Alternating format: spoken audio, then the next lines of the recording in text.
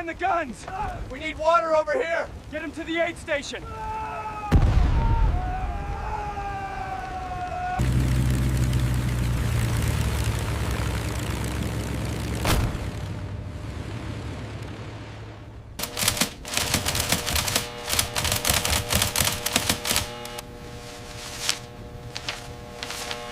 Inbound. Look sharp. Radar confirms. Get to cover. The eerie calm of the morning after. The smoke plumes mark the grave of the carrier force, a decisive turning point in the Pacific War. We have a confirmed sighting at AF. Cross-reference with the JN-25. Intercepts immediately. The carrier group is moving faster than anticipated. June 1942. The Pacific stretches wide and silent beneath a rising sun. Steel carriers cut through calm water, their wakes dissolving almost instantly, as if the ocean itself refuses to remember them. On the surface, Japan is winning. 6 months after Pearl Harbor, its empire spans half the Pacific. From the Philippines to Singapore, from Wake Island to the Dutch East Indies, the advance has been relentless. Tokyo believes the enemy is off balance. Disorganized, predictable, but far from the flight decks and gun turrets, the war is already shifting. In dim rooms in Hawaii, men in rolled-up sleeves lean over desks cluttered with scraps of paper. Some are typed, some are handwritten. All are fragments, numbers, call signs, partial phrases, intercepted from the air and pulled from the sea. No single page tells the whole story. But together, they whisper something dangerous. Across the ocean, Japanese commanders trust in plans inked months earlier. They believe secrecy still protects them. They believe their enemy is blind. What they do not see is that the war's most decisive weapon in 1942 will not explode. It will be red. And as the Pacific Fleet steams toward a remote atoll called Midway, the fate of empires begins to hinge on what a few pieces of paper are quietly revealing. The confidence of Japan's rise is about to meet an enemy it never learned to fear. Japan's strategic ascendancy, 1941, early 1942. December 7th, 1941 did not simply bring the United States into the war. It shattered assumptions. In a single morning, Japanese carrier aircraft crippled the U.S. Pacific Fleet at Pearl Harbor. Battleships burned in shallow water. Aircraft were destroyed on the ground. Over 2,000 Americans were dead. For Japan's leadership, the strike appeared to validate a doctrine they had refined for decades. Decisive, preemptive blows could neutralize a stronger industrial opponent before it could fully respond. What followed was not hesitation, but acceleration. Within weeks, Japanese forces surged outward in every direction. Hong Kong fell on Christmas Day. Wake Island, which had resisted longer than expected, was overrun by December 23rd. In January and February of 1942, Japanese armies smashed through British and Dutch defenses in Southeast Asia. Singapore, long considered an impregnable fortress of the British Empire, surrendered on February 15th. More than 80,000 Allied troops laid down their arms. The speed of these victories stunned the world. At sea, the Imperial Japanese Navy appeared unstoppable. Its carrier force, the Kido Butai, had demonstrated coordination, reach, and striking power unmatched by any navy on Earth. The sinking of Prince of Wales and Repulse off Malaya in December 1941 sent a clear message. Surface fleets without air cover were relics. Air power now ruled the oceans, and Japan wielded it with lethal precision. By early 1942, the map of the Pacific had been violently redrawn. Japan now controlled a vast defensive perimeter stretching from the Aleutians in the north, down through the Central Pacific, across Southeast Asia, and into the Dutch East Indies. The newly conquered territories provided oil, rubber, and raw materials that Tokyo believed would sustain a long war. More importantly, they created distance, space in which Japan hoped the United States would bleed before it could strike back. Japanese naval strategy rested on a single central belief. The United States, shocked and weakened, would attempt a counteroffensive too early. When it did, Japan would destroy the U.S. fleet in a climactic battle, just as it had defeated Russia at Tsushima in 1905. This expectation shaped everything. Admiral Isoroku Yamamoto, commander-in-chief of the combined fleet, understood America's industrial strength better than most. He had lived in the United States. He had studied its factories, its shipyards, its capacity for mass production. Privately, he warned that Japan could dominate the Pacific for perhaps 6 months, a year at most, before the balance would inevitably shift. But Yamamoto believed that one decisive blow could still change history. In the opening months of 1942, Japanese planners debated how to force that blow. The objective was not merely territorial expansion, but psychological collapse. If the U.S. Navy could be drawn into battle under unfavorable conditions, surprised, divided, and destroyed, American leaders might reconsider the war altogether.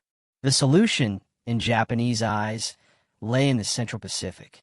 Midway Atoll, a tiny cluster of coral islands roughly 1,300 miles northwest of Hawaii, suddenly took on outsized importance. It was a forward outpost for the United States, a base for reconnaissance aircraft, and a symbolic extension of Pearl Harbor's defensive ring.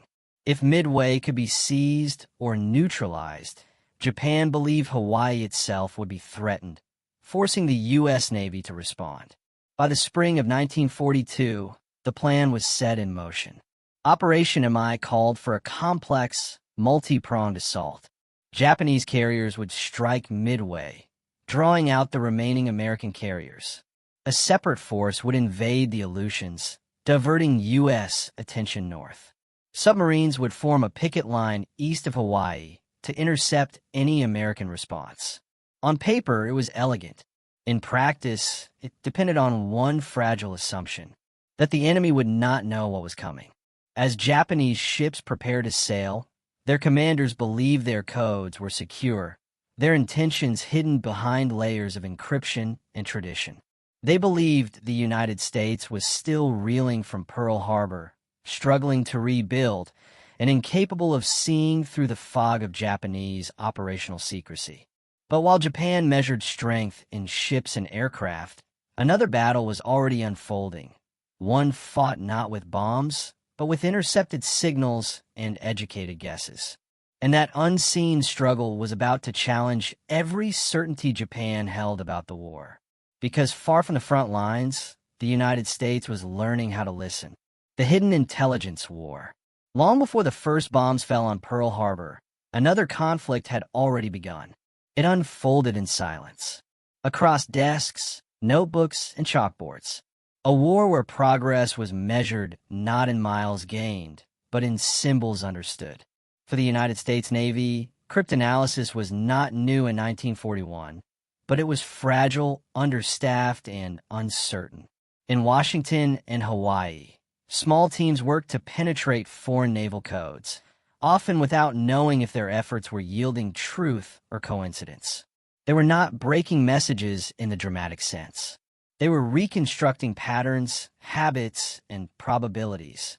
The most important of these efforts focused on a Japanese naval code, known to U.S. intelligence as Jan 25. Jan 25 was not a single codebook, but a layered system. At its core was a massive codebook assigning numbers to words, phrases, and operational terms. Those numbers were then enciphered using additive tables. Random sequences meant to conceal meaning even if the base code were compromised. To read a message, an analyst needed both layers. Without them, intercepted transmissions were little more than columns of digits. By early 1942, the United States had neither the full codebook nor the additive tables. What it had was time, patience, and volume. Every Japanese transmission, routine logistics, weather reports, fleet movements, was intercepted, cataloged, and compared. Analysts began identifying recurring number groups. Certain patterns appeared before major operations. Others followed port arrivals or departures. Slowly, partial meanings emerged. A number group that appeared frequently alongside dates and coordinates was tentatively labeled as a place. Another appeared near references to fuel or aircraft. Nothing was certain. Everything was provisional. At Station HYPO in Pearl Harbor, this work took on a particular urgency. The unit was led by Commander Joseph Rockefort, a naval intelligence officer with deep experience in cryptanalysis and an unconventional leadership style. His team worked long hours in cramped conditions, often wearing bathrobes or mismatched uniforms, more concerned with speed than appearance. They were racing something invisible. After Pearl Harbor, intercepted Japanese traffic surged. The sheer volume suggested large-scale operations were being planned. At the same time, Japanese radio discipline tightened. Messages became shorter. Additives changed more frequently. The code itself was updated in December 1941, forcing U.S. analysts to start again with partial progress wiped away. Yet the traffic itself told a story.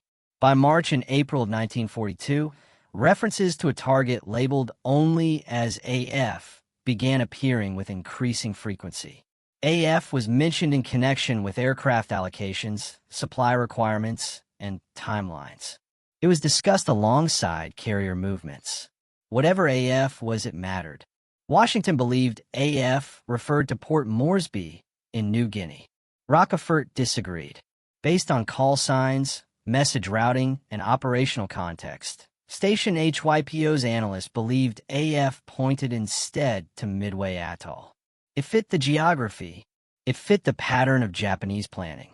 And critically, it fit Yamamoto's strategic logic, drawing the U.S. fleet into a decisive engagement. But belief was not proof.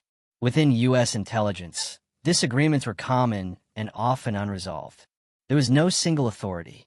Decisions were made in fragments, weighed against incomplete information. To act on the assumption that AF meant Midway was to gamble carriers, the last intact capital ships the United States possessed in the Pacific. Rockefort needed confirmation. What followed was not a dramatic theft or a miraculous discovery. It was something quieter and more dangerous. Midway was instructed via an insecure undersea cable to transmit a false, unencrypted message reporting a breakdown in its freshwater distillation system. Within days, Japanese intercepts mentioned that AF is short of water. The implication was unmistakable. For the first time, a critical piece of Japanese operational planning had been illuminated not by force, but by inference. A few words, transmitted openly, recorded quietly, and written down on paper, shifted the balance of certainty. The United States now knew where Japan intended to strike, roughly when, and with what kind of force. But knowing did not guarantee victory. The information was still incomplete. Japanese carrier numbers were estimated. Timelines were inferred. And Yamamoto's plan remained complex, involving feints, dispersals, and long-range coordination. One misinterpretation could still lead to disaster. Yet something fundamental had changed. Japan was no longer invisible. And as the pieces of intercepted traffic accumulated on desks in Hawaii and Washington, the United States faced a decision that would define the war's next chapter. Whether to trust the fragile intelligence born from fragments of paper or to fight blind. That choice was now unavoidable, because the path to Midway was no longer hidden and the ships were already moving. In the popular imagination, intelligence victories appear clean and inevitable. In reality, they are born from exhaustion. At Station HYPO, the workdays blurred into nights. Analysts slept on cots or not at all. Cigarette smoke hung in the air, thick enough to sting the eyes. Every new intercept brought pressure, not relief, because each message expanded the problem rather than solving it. Rockefort's team lived with uncertainty. They argued over meanings. They erased conclusions they had reached only hours earlier. They knew that if they were wrong, carriers would sail into an ambush. Unlike pilots or sailors, these men would never hear engines or see enemy ships. Their battlefield was abstraction. Their weapons were pencils, notebooks, and intuition sharpened by pattern recognition.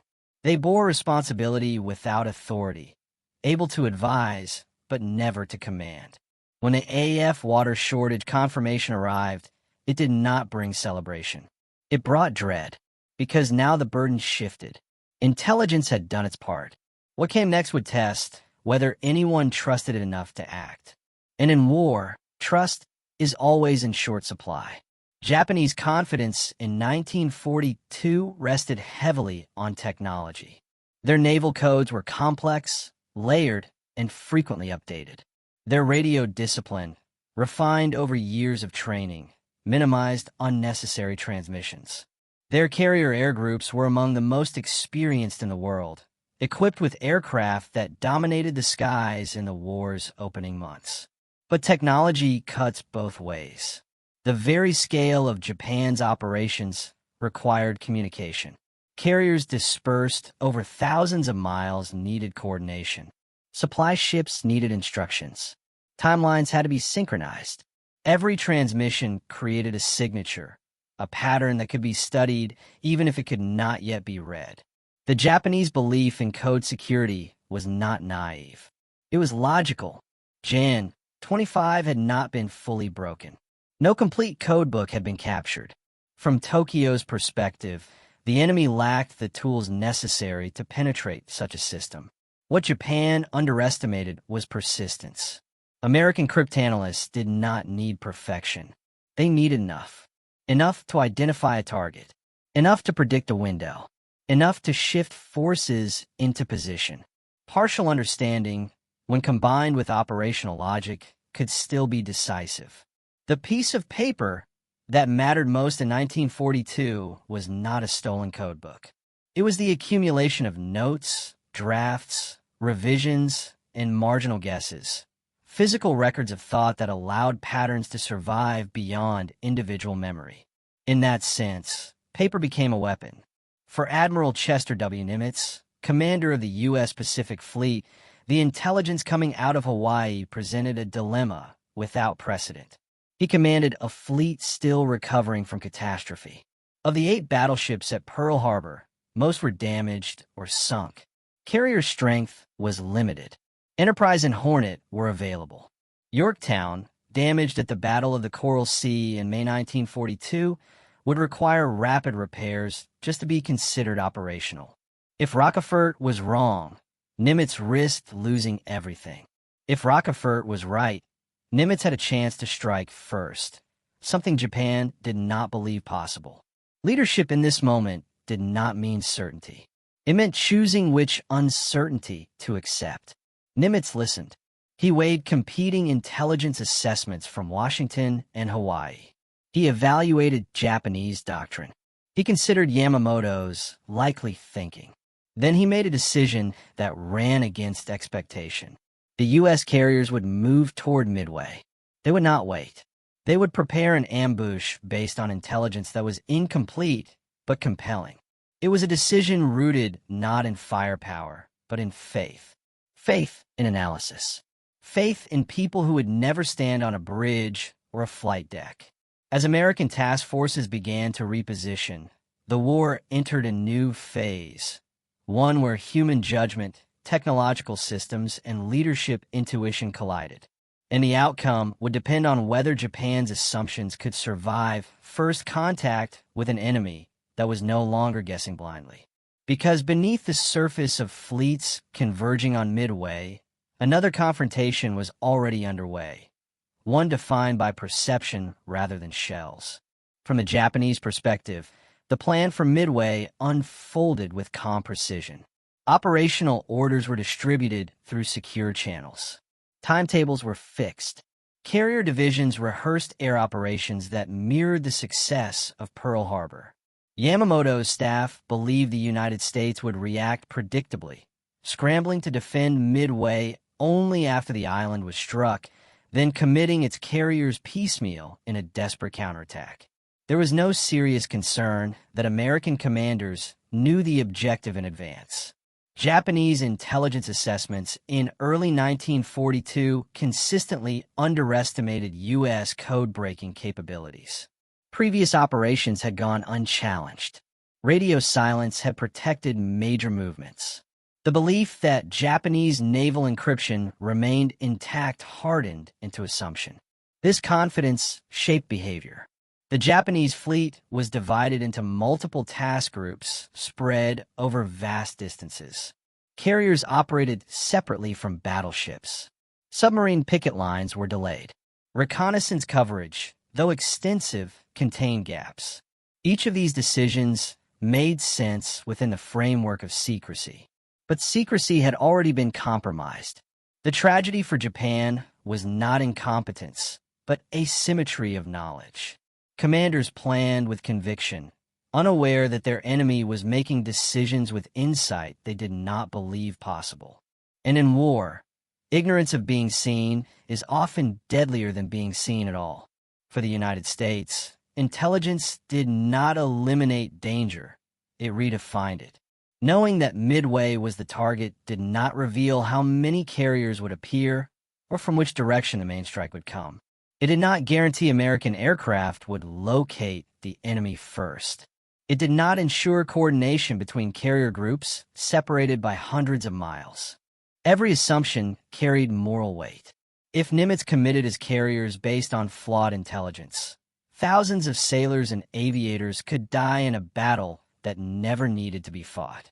If he hesitated, Japan might seize Midway unopposed, extending the war and reinforcing the myth of Japanese invincibility. This was the ethical burden of intelligence warfare.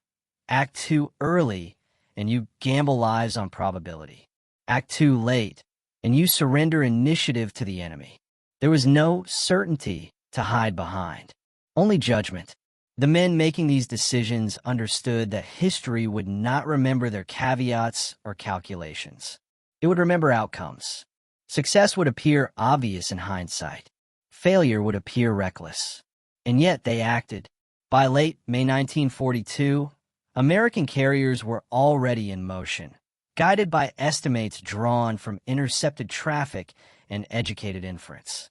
Their course was not public knowledge. Their silence was intentional. Japan, meanwhile, proceeded as planned. Two fleets approached the same patch of ocean, each believing the other was blind. But only one was wrong. The shift was subtle. No alarms sounded in Tokyo. No urgent messages warned of compromise. There was no dramatic interception that exposed everything. Instead, the advantage lay in timing, in being able to wait while the enemy revealed himself. This was the quiet revolution of modern warfare. The decisive weapon was no longer simply who struck harder, but who understood first. Paper, covered in scribbles, probabilities, and crossed-out guesses, had begun to outweigh steel. And as dawn approached on June 4th, 1942, the final test loomed. Because intelligence, no matter how precise, only mattered if it could survive contact with reality. And reality was about to arrive over Midway skies. June 4th, 1942. Just before dawn, Midway Atoll lay quiet beneath low clouds, its runways dimly lit, its defenders already awake. Radar operators scanned the horizon. Pilots waited beside aircraft that were outmatched, underarmed, and essential only for one purpose: to buy time. At 4:30, Japanese carrier aircraft lifted into the morning air. The first wave was immense. Over 100 bombers and fighters climbed from the decks of Akagi, Kaga, Soryu, and Hiryu. Their target was Midway itself. Their mission was familiar: neutralize airfields, eliminate resistance, prepare the way for invasion. To the Japanese commanders, this was the opening act of a flawless plan. What they did not know was that American carriers were already positioned to the northeast. Enterprise and Hornet lay in wait. Yorktown, hastily repaired in Pearl Harbor in just 72 hours, steamed alongside them, a ship the Japanese believe had been sunk weeks earlier in the Coral Sea. This was the first fracture in Japanese assumptions. As Japanese bombs fell on Midway, American radar picked up the incoming strike. Fighters rose to meet it. They were outnumbered. Many were shot down. The damage inflicted was limited. But Midway did not fall silent. Runways remained usable. Fuel tanks still burned, but aircraft continued to launch. And most importantly, Midway's reconnaissance planes took off, flying long, lonely arcs over the Pacific, searching for enemy carriers. Shortly after the first Japanese strike, Midway reported what intelligence had already suggested. Enemy carriers were present. For Admiral Chuchi Nagumo, commanding the Japanese carrier force, this triggered a moment of hesitation. His aircraft were returning from the initial strike. They had been armed with bombs for land targets. Reports now suggested American ships were nearby, perhaps carriers. Nagumo faced a choice: rearm his reserve aircraft with torpedoes to strike ships, or launch immediately with what was available. Rearming would take time. Decks were crowded. Fuel lines were open. Ordnance lay exposed. Aircraft were vulnerable. Yet Nagumo believed he still held the initiative. He believed the American carriers would arrive later, disorganized and unprepared. He believed surprise was still his. That belief would prove fatal. At nearly the same moment, American carrier aircraft were already in the air. They launched in waves, torpedo squadrons first, followed by dive bombers. Coordination was imperfect. Navigation was difficult. Radio communication was unreliable. Some squadrons became separated. Others flew too low or too high. What united them was urgency. The first American torpedo planes reached the Japanese fleet in mid-morning. They were slaughtered. Slow, vulnerable, and unsupported by fighters, they were cut down one by one. Squadron after squadron was destroyed with devastating losses. From the Japanese perspective, this appeared to confirm superiority. Enemy attacks were uncoordinated. American pilots were brave, but ineffective. The carriers remained untouched. But this apparent success carried a hidden cost. Japanese fighters were drawn down to low altitude, chasing torpedo planes. Carrier decks remained cluttered with aircraft and munitions. The process of rearming and refueling dragged on under pressure. And above them, unseen, American dive bombers were searching. They were lost. They were low on fuel. They were minutes from turning back. Then, almost by accident, they found the enemy. At approximately 10:20 a.m., American dive bombers from Enterprise in Yorktown broke through the clouds. Below them lay the Japanese carriers, perfectly arranged, decks crowded, defenses focused elsewhere.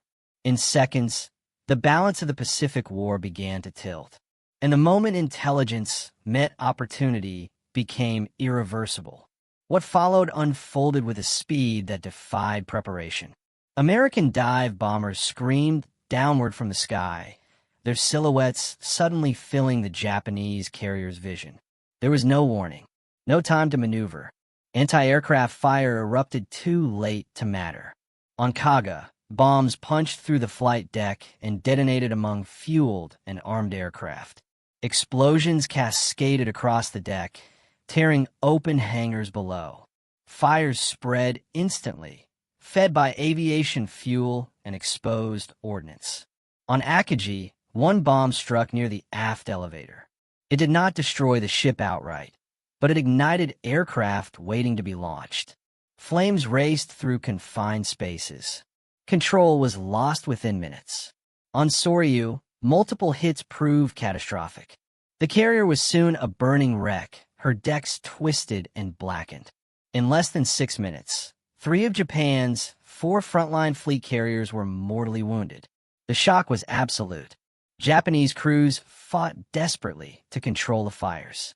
Damage control teams worked until heat and smoke made survival impossible. Commanders attempted to coordinate responses through broken communications and chaos. For the first time since December 1941, the Imperial Japanese Navy was not in control of events. Hiryu, the lone surviving carrier, launched a counterattack. Her aircraft found Yorktown, striking her with bombs and torpedoes that brought the American carrier to a halt. Smoke poured from her decks. To Japanese observers, it appeared another U.S. carrier had been destroyed. But appearances deceive again. Damage control aboard Yorktown was rapid and disciplined. Within hours, she was making way once more. When Hiryu launched a second strike, American fighters and anti-aircraft fire took a heavy toll. The attackers struck Yorktown again, leaving her dead in the water, but the opportunity had already passed. American dive bombers soon located Hiryu. She was hit repeatedly. Fire spread uncontrollably.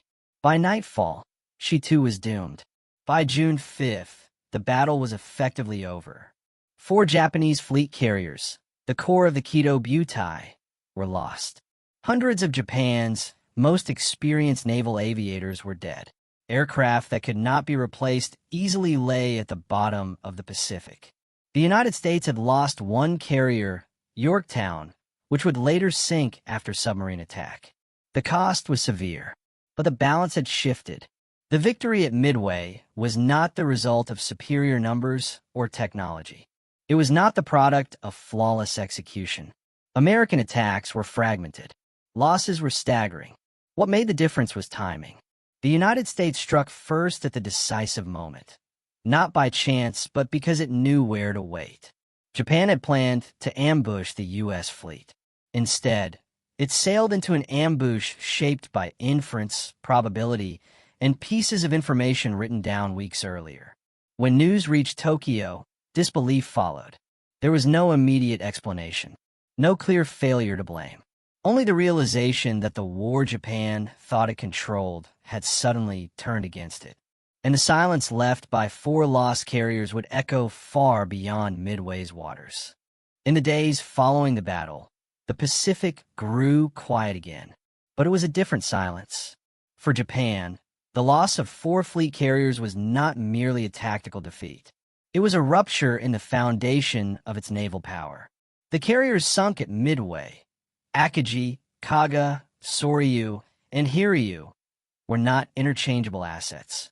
They represented years of training, doctrine, and institutional memory. Most devastating of all was the loss of experienced air crews. Japanese naval aviation had entered the war with pilots honed through years of rigorous training and combat in China. Their skill had made the opening victories possible. At Midway, many of those men died with their ships. Unlike the United States, Japan lacked the industrial depth and training pipeline to replace them quickly. Numbers alone did not tell the full story, but they mattered. Japan lost over 300 aircraft. The United States lost approximately 150. Japan lost thousands of sailors and aviators. American losses, while painful, were sustainable. More significant than the raw figures was the psychological impact. For the first time, Japan had been decisively defeated in a major naval engagement. The aura of inevitability that had surrounded the Imperial Japanese Navy since Pearl Harbor was shattered. Commanders who had planned offensives now spoke in defensive terms. Expansion plans were curtailed. Risk assessments grew cautious. Midway also forced a reassessment of Japanese assumptions. The United States had not only survived Pearl Harbor, it had adapted. It had absorbed loss, reorganized, and struck back with precision. The belief that America would fight predictably or timidly was no longer tenable. Within the Japanese Navy, questions emerged that had no easy answers. How had the enemy known where to strike? Why had surprise failed? Why had long-held doctrines not protected them? Official reports focused on operational factors: bad luck, scattered reconnaissance, unfortunate timing. The possibility of compromise codes was considered briefly, then largely dismissed. Japanese cryptographic security remained unchanged in the immediate aftermath. That decision carried consequences. Meanwhile, in the United States, the reaction was measured. There was no public celebration comparable to later victories. Details of the battle were carefully controlled. Intelligence sources were protected. The full story would not be known for decades. But within naval circles, the meaning was clear. Midway was a turning point. The Japanese advance halted. The initiative shifted. For the first time, American commanders could plan offensives rather than simply respond to them. And as fleets withdrew and wreckage sank beneath the waves, the Pacific War entered a new phase, one defined not by sudden expansion, but by attrition. Because what had been broken at Midway could not be repaired quickly, and the balance of time now favored a different side. In the months after Midway, the war did not suddenly become easy for the United States. Japan still possessed formidable forces. Its perimeter remained vast. Its soldiers and sailors continued to fight with discipline and resolve. But the nature of the conflict had changed. For the first time, Japan was reacting. American planners now understood that intelligence could provide more than warning. It could create opportunity. Code-breaking efforts were expanded, standardized, and integrated directly into operational planning.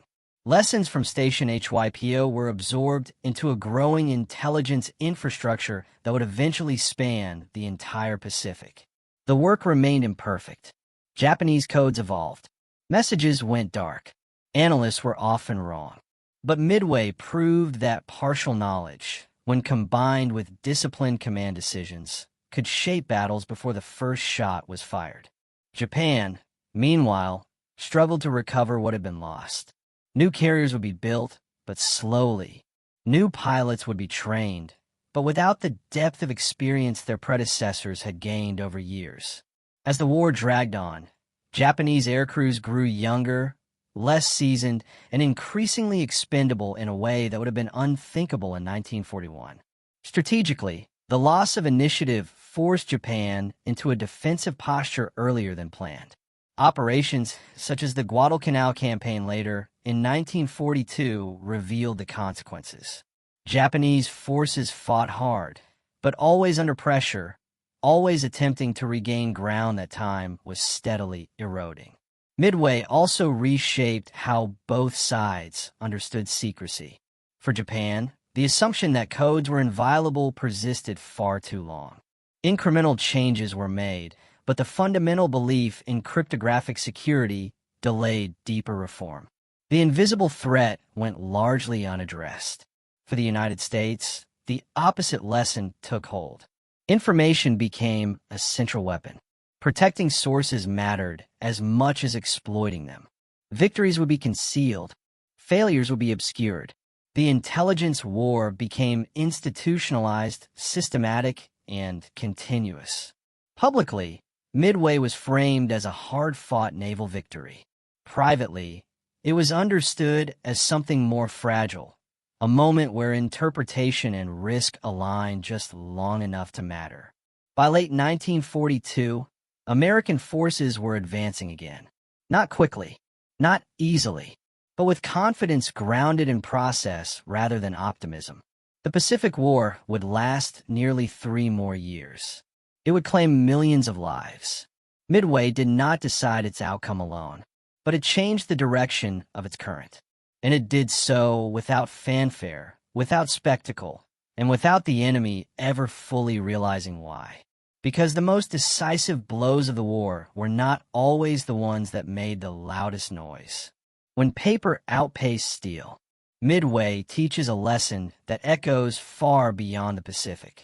The battle was not won by size, or by armor, or by firepower alone. It was won because one side could see what the other could not. Intelligence, patience, and the courage to act on incomplete information reshaped the outcome of history. A few pieces of paper, code sheets, intercepted messages, careful notes, became instruments more powerful than any gun or bomb. For Japan, the loss was a brutal reminder of the fragility of dominance. Confidence, no matter how well earned, cannot survive if the unseen is ignored.